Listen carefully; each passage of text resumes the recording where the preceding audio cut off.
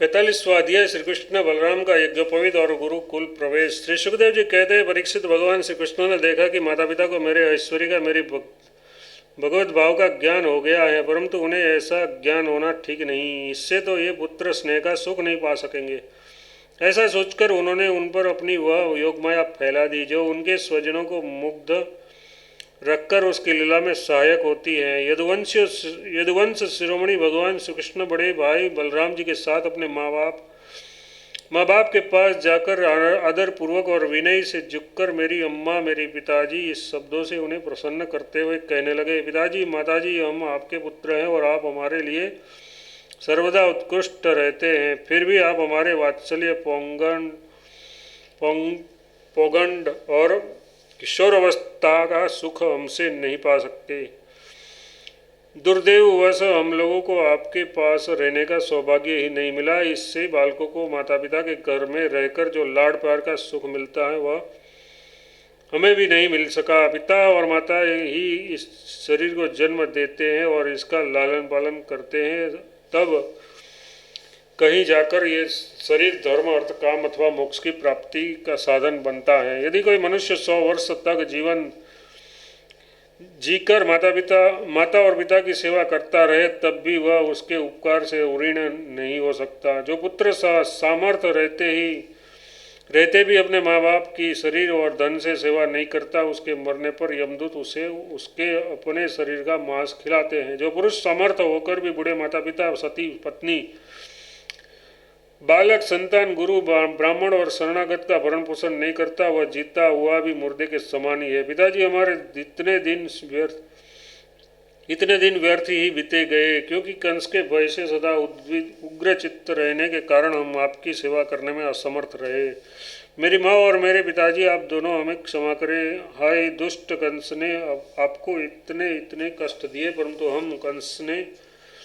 परंतु हम परतंत्र रहने के कारण आपकी कोई सेवा शुश्रूषा न कर सके। श्री सुखदेव जी कहते हैं, परीक्षित, अपनी लीला से मनुष्य बने हुए विश्वात्मा श्री हरि की इस वाणी से मोहित हो देवकी वसुदेव जी ने उन्हें गोद में उठा लिया और हृदय से चिपकाकर परमानंद प्राप्त किया। और राजन, वे स्नेह पास से बंधकर पूर्णतः मोहित हो गए और आंसू की धारा से उसका अभिषेक करने लगे, यहाँ तक कि आंसुओं के कारण गला रुंध जाने से वे कुछ बोल भी न सके। देवकी नंदन भगवान श्री कृष्ण ने इस प्रकार अपने माता पिता को सांत्वना देकर अपने नाना उग्रसेन को यदुवंशियों का राजा बना दिया और उससे कहा, महाराज, हम आपकी प्रजा हैं, आप हम लोगों पर शासन कीजिए। राजा ययाति का शाप होने के कारण यदुवंशी राजसिंहासन पर नहीं बैठ सकते, परंतु मेरी ऐसी ही इच्छा है, इसलिए आपको कोई दोष न होगा। जब मैं सेवक बनकर आपकी सेवा करता रहूँगा, तब बड़े बड़े देवता भी सिर झुका कर आपको भेंट देंगे। दूसरे नरपतियों के बारे में तो कहना ही क्या। परीक्षित, भगवान श्री कृष्ण ही सारे विश्व के विधाता हैं। उन्होंने जो कंस के भय से व्याकुल होकर इधर उधर भाग गए थे, उन यदु, वृषिण, अंधक, मधु, दारसा और कुक्कर आदि वंशों में उत्पन्न समस्त सजातीय संबंधों को ढूंढ ढूंढ कर बुलवाया। उन्हें घर से बाहर रहने में बड़ा क्लेश उठाना पड़ा था। भगवान ने उसका सत्कार किया, सांत्वना दी और उन्हें खूब धन संपत्ति देकर तृप्त किया तथा अपने अपने घरों में बसा दिया। अब सारे के सारे यदुवंशी भगवान श्री कृष्ण तथा बलराम जी के बाहुबल से सुरक्षित थे। उसकी कृपा से उन्हें किसी प्रकार की व्यथा नहीं थी, दुख नहीं था। उसके सारे मनोरथ सफल हो गए थे, वे कृतार्थ हो गए थे। अब वे अपने अपने घरों में आनंद से विहार करने लगे। भगवान श्री कृष्ण का वदन आनंद का सदन है, वह नित्य प्रफुल्लित, कभी न कुंभलाने वाला कमल है। उसका सौंदर्य अपार है, सदैव हास और चित्तवन उस पर सदा नाचती रहती है। यदुवंशी दिन प्रतिदिन उसका दर्शन करके आनंदमग्न रहते। मथुरा के वृद्ध पुरुष भी युवकों के समान अत्यंत बलवान और उत्साही हो गए थे, क्योंकि वे अपने नेत्रों के दोनों से बारंबार भगवान के मुखारविंद का अमृतमय मकरंद रसपान करते रहते थे।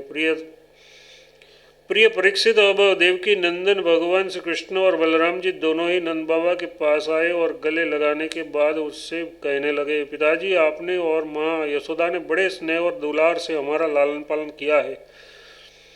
इसमें कोई संदेह नहीं कि माता पिता संतान पर अपने शरीर से भी अधिक स्नेह करते हैं, जिन्हें पालन पोषण न कर सकने के कारण स्वजन संबंधियों ने त्याग दिया है। उन बालकों को जो लोग अपने पुत्र के समान लाड प्यार से पालते हैं, वे वास्तव में ही अपने उनके माँ बाप हैं। पिताजी, अब आप लोग व्रज में जाइए। उसमें संदेह नहीं कि हमारे बिना वात्सल्य स्नेह के कारण आप लोगों को बहुत दुख होगा। यहाँ के सुहृद संबंधियों को सुखी करके हम आप लोगों से मिलने के लिए आएंगे। भगवान श्री कृष्ण ने नंद बाबा और दूसरे व्रजवासियों को इस प्रकार समझा बुझाकर बड़े आदर्श के साथ वस्त्र, आभूषण और अनेक धातुओं के बने बर्तन आदि देकर उनका सत्कार किया। भगवान की बात सुनकर नंद बाबा ने प्रेम से अधीर होकर दोनों भाइयों को गले लगा लिया और फिर नेत्रों में आंसू भरकर गोपों के साथ व्रज के लिए प्रस्थान किया। हे राजन, इसके बाद वसुदेव जी ने अपने पुरोहित गर्गाचार्य तथा दूसरे ब्राह्मणों से दोनों पुत्रों का विधिपूर्वक द्विजातीय समुचित यज्ञोपवीत संस्कार करवाया। उन्होंने विविध प्रकार के वस्त्र और आभूषणों से ब्राह्मणों का सत्कार करके उन्हें बहुत सी दक्षिणा तथा बछड़ों वाली गौवेदी, सभी गौवे गले में सोने की माला पहने हुई थी तथा और भी बहुत से आभूषणों एवं रेशमी वस्त्रों की मालाओं से विभूषित थी। महामती वासुदेव जी ने भगवान श्री कृष्ण और बलराम जी के जन्म नक्षत्र में जितनी गौवे मन ही मन संकल्प करके दी थी, उन्हें पहले कंस ने अन्याय से छीन लिया था। अब उसका स्मरण करके उन्होंने ब्राह्मणों को वे फिर से दी। इस प्रकार यदुवंश के आचार्य गर्ग जी से संस्कार कराकर बलराम जी और भगवान श्री कृष्ण द्विजत्व को प्राप्त हुए। उसका ब्रह्मचर्य व्रत अखंड तो था ही, अब उन्होंने गायत्री पूर्वक अध्ययन करने के लिए उसे नियमत स्वीकार किया। श्री कृष्ण और बलराम जगत के एकमात्र स्वामी है, सर्वज्ञ है, सभी विद्याएं उन्हीं से निकली है, उसका निर्मल ज्ञान स्वतः सिद्ध है। फिर भी उन्होंने मनुष्य की इसी लीला करके उसे छिपा रखा था। अब वे दोनों गुरुकुल में निवास करने की इच्छा से काश्यप गोत्री सांदीपनी मुनि के पास गए, जो अवंतीपुर उज्जैन में रहते थे। वे दोनों भाई विधिपूर्वक गुरुजी के पास रहने लगे। उस समय वे बड़े ही सुसंयत, अपनी चेष्टाओं को सर्वथा नियमित रखे हुए थे। गुरुजी तो उसका आदर करते ही थे। भगवान श्री कृष्ण और बलराम जी भी गुरु की उत्तम सेवा कैसे करनी चाहिए उसका आदर लोगों के सामने रखते हुए बड़ी भक्ति से इष्टदेव के समान उनकी सेवा करने लगे। गुरुवर सांदीपनी उनकी शुद्ध भाव से युक्त होने सेवा से बहुत प्रसन्न हुए। उन्होंने दोनों भाइयों को छहों अंग और उपनिषदों के सहित संपूर्ण वेदों की शिक्षा दी। उसके सिवा मंत्रों और देवताओं के ज्ञान के साथ धनुर्वेद, मनुस्मृति आदि धर्मशास्त्र, मीमांसा आदि वेदों का तात्पर्य बताने वाले शास्त्र, तर्क विद्या मतलब न्याय शास्त्र आदि भी शिक्षा दी। साथ ही संधि, विग्रह, यान, आसन, द्वैध और आश्रय इन 6 वेदों से युक्त राजनीति का भी अध्ययन कराया। परीक्षित, भगवान श्री कृष्ण और बलराम जी सारी विद्याओं के प्रवर्तक हैं। इस समय केवल श्रेष्ठ मनुष्य का सा व्यवहार करते हुए ही वे अध्ययन कर रहे थे। उन्होंने गुरुजी के केवल एक बार कहने मात्र से सारी विद्याएं सीख ली। केवल 64 दिन रात में ही संयमी शिरोमणि दोनों भाइयों ने 64 कलाओं का ज्ञान प्राप्त कर लिया। इस प्रकार अध्ययन समाप्त होने पर उन्होंने सांदीपनी मुनि से प्रार्थना की कि आपकी जो इच्छा हो गुरु दक्षिणा मांग ले। महाराज सांदीपनी मुनि ने उनकी अद्भुत महिमा और अलौकिक बुद्धि का अनुभव कर लिया था, इसलिए उन्होंने अपनी पत्नी से सलाह करके ये गुरु दक्षिणा मांगी कि प्रभास क्षेत्र में हमारा बालक समुद्र में डूबकर मर गया था, उससे तुम लोग ला दो। बलराम जी और श्री कृष्ण का पराक्रम अनंत था, दोनों ही महारथी थे। उन्होंने बहुत अच्छा कहकर गुरुजी की आज्ञा स्वीकार की और रथ पर सवार होकर प्रभास क्षेत्र में गए। वे समुद्र तट पर जाकर क्षण भर बैठे रहे। उस समय ये जानकर कि ये साक्षात परमेश्वर है, अनेक प्रकार की पूजा सामग्री लेकर समुद्र उनके सामने उपस्थित हुआ। भगवान ने समुद्र से कहा, समुद्र तुम यहाँ अपनी बड़ी बड़ी तरंगों से हमारे जिस गुरुपुत्र को वहाँ बहा ले गए थे उसे लाकर शीघ्र हमें दो। मनुष्य वेशधारी समुद्र ने कहा, देवादिदेव श्री कृष्ण, मैंने उस बालकों को नहीं लिया है।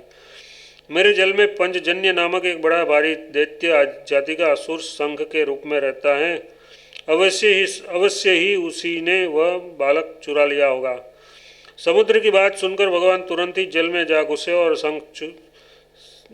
शंखासुर को मार डाला, परंतु वह बालक उसके पेट में नहीं मिला। तब उसके शरीर का शंख लेकर भगवान रथ पर चले आए। वहाँ से बलराम जी के साथ श्री कृष्ण ने यमराज की प्रिय पुरी संयमनी में जाकर अपना शंख बजाया। शंख का शब्द सुनकर सारी प्रजा का शासन करने वाले यमराज ने उसका स्वागत किया और भक्तिभाव से भरकर विधिपूर्वक उनकी बहुत बड़ी पूजा की। उन्होंने नम्रता से झुककर समस्त प्राणियों के हृदय में विराजमान सच्चिदानंद स्वरूप भगवान श्री कृष्ण से कहा, लीला से ही मनुष्य बने हुए सर्वव्यापक परमेश्वर, मैं आप दोनों की क्या सेवा करूं। श्री भगवान ने कहा, यमराज, यहाँ अपने कर्म बंधन के अनुसार मेरा गुरुपुत्र लाया गया है। तुम मेरी आज्ञा स्वीकार करो और उसके कर्म पर ध्यान न देकर उसे मेरे पास ले आओ। यमराज ने जो आज्ञा कहकर भगवान का आदेश स्वीकार किया और उसका गुरुपुत्र ला दिया। तब यदुवंश शिरोमणि भगवान श्री कृष्ण और बलराम जी उस बालक को लेकर उज्जैन लौट आए और उसे अपने गुरुदेव को सौंपकर कहा, आप और जो कुछ चाहे मांग ले।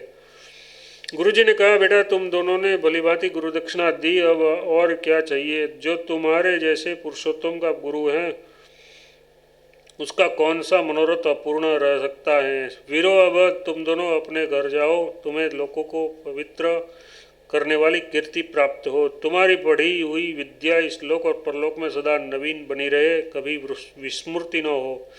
बेटा परीक्षित फिर गुरुजी से आज्ञा लेकर वायु के समान वेग और मेघ के समान शब्द वाले रथ पर सवार होकर दोनों भाई मथुरा लौट आए।